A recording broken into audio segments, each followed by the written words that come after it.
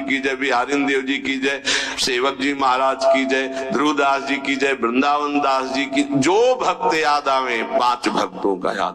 भक्त नामावली जो रोज पाठ करता है उसके हृदय में घनीभूत भक्ति, ठोस भक्ति जिसमें कोई विकार ना प्रवेश कर पावे, क्या जाता है। हमें लगता है अगर ध्रुवदास जी कृत 42 लीला में जो भक्त नामावली सब महान भक्तों के नाम है 30 मिनट में हो जाएगी, जल्दी से करोगे तो 7-8 मिनट में श्री भगवत रसिक जी द्वारा की हुई भक्त नामावली हो जाती है अगर रफ्तार से करो। हम सो इन साधुन सो। तो हमें जीवन जब भक्ति में बनाना है तो पहला नाम जब प्रभु का, दूसरा भक्तों के चरित्र, भक्तों के नाम। हरि को निज यस्ते अधिक भक्तन यस पर प्यार, ये बात समझ लीजिए। कुछ भक्तों की नामावली सबको रोज करनी चाहिए। अपने यहाँ भगवत कृपा से श्रृंगार के बाद रोज होती भक्त नामावली, सबको करना चाहिए। अगर बड़ी नामावली करनी हो तो ध्रुवदास जी का, छोटी नामावली तो भगवत रसिक जी ने 7-8 मिनट में हो जाती है। तीसरा, अपने आराध्य देव को ध्यान में रखते हुए चलना फिरना, उठना बैठना। ये जो बिहारी जी का रूप है, जो राधा वल्लभ जी का रूप है, राधा रमन जी का रूप है, ये किसी मूर्तिकार ने नहीं बनाया, स्वयं प्रभु प्रकट हुए हैं प्रिया प्रीतम से। बार बार आदेश भी आचार्य चरण कहते, राधा वल्लभ लाल को हृदय ध्यान मुख नाम। तो ये छवि विराजमान कर लो अपने मानस पटल पर, राधा वल्लभ जी को बार बार देखो और फिर वो आप मानस पटल पे विराजमान करो। तीसरा, अपने इष्ट का ध्यान करने का अभ्यास। और चौथा, जो आपने उपदेश सुने हैं वैसे चलने के बाद, सच्ची मानिए थोड़ी देर आपको बुरा लगेगा, जो मन है वो आपका बुरा महसूस करेगा संतों की बात को, पर यदि आप मान जाओगे तो प्यारे निहाल हो जाओगे। बिल्कुल आपके ही लिए केवल बात होती है, केवल आपके लिए होती है। उस समय आपको जरूरी लगता है कि हमारे मनोवृत्ति में बाधा क्यों पहुंचा रहे हैं। हम जैसा चाहें वैसा कर सकते, नहीं कर सकते। तुम जैसा चाहो वैसा कोई नहीं कर सकता, क्योंकि सब स्वतंत्र नहीं है, ईश्वर है, सबके ऊपर ईश्वर है। फिर आप तो गुरु को बिके हुए हो।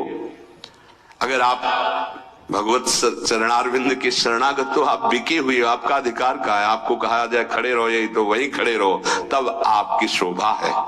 अरे क्यों खड़े रहे, अब चले गए, ये आपकी शोभा, ये समर्पण की शोभा नहीं। समर्पण की शोभा तो वही है कि जो आदेश किया जाए उससे। चौथी बात है, जो शास्त्र आज्ञा, गुरु आज्ञा, संत आज्ञा हुई उसके अनुसार जीवन चलावे। प्रभु से मन जोड़ना है और संसार शरीर से मन को हटाना है। वो बड़े भाग्यशाली जन हैं जो विषयों से मन को हटाकर प्रभु में जोड़ते हैं। बड़े कृपालु प्रभु हैं। देखो, ज्यादा हट करोगे कि हमें भोग चाहिए तो हरि गुरु दे देंगे, हमारी बात मानना। वो ये कहते जाएंगे कि ये जहर है, इसे मत खाओ, पर ज्यादा आप कहोगे तो हरि प्रसाद कुछ दुर्लभ नहीं, वो इसलिए दे देंगे कि एक बार देखो तुम संसार के अभी थपेड़े खाओ, फिर तुम्हें पता चलेगा। जब तुम कहोगे नहीं चाहिए तो 1 सेकंड में ऊंचाई पर वो बैठा देंगे। अगर पहले ही उनकी सलाह मान लो तो तुमको थपेड़े नहीं खाना पड़ेगा, जलना नहीं पड़ेगा, निकल जाओगे। मनुष्य जन्म का महान कर्तव्य निरंतर भगवत चिंतन करते हुए भगवत प्राप्ति कर लेना है। जो भजन मार्ग में चल रहे हैं उनको ये बात ध्यान रखनी चाहिए कि जैसे संपूर्ण नदियां समुद्र में स्वयं आकर मिलती है, ऐसे रिद्धियां, सिद्धियां, मोक्ष जो चाहोगे वो सब अनायास मिल जाएगा आपको। ऐसा न समझो कि भजन करने वालों को केवल दुख ही मिलता है। जैसी द्वारिकापुरी वैसी सुदामापुरी। भजन करने में थोड़े दिन पाप नष्ट करने के लिए जलना पड़ता है, फिर तो महान आनंद है। जैसे संपूर्ण नदियां बिना इच्छा के समुद्र के पास जा रहे हैं, ऐसे बिना इच्छा के संपूर्ण वैभव, रिद्धियां, सिद्धियां सब आ जाएंगी। आप भजन को न छोड़ें। जैसे गंगा जी में मिलकर के सब कुछ गंगा जल हो जाता है, ऐसे ही आपका सब कुछ मन, बुद्धि, देह, चित्त सब भगवत स्वरूप हो जाएगा। जिस समय भगवत चिंतन करते करते तदाकार वृत्ति हुई, शरीर भी परिवर्तित हो जाता है।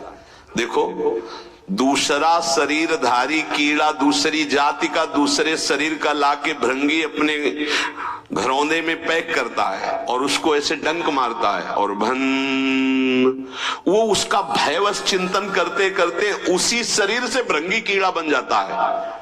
तो तुम प्रेम से चिंतन करते करते अगर भगवदाकार हो गए तो तुम्हारा देह भी ब्रह्म स्वरूप हो जाता है।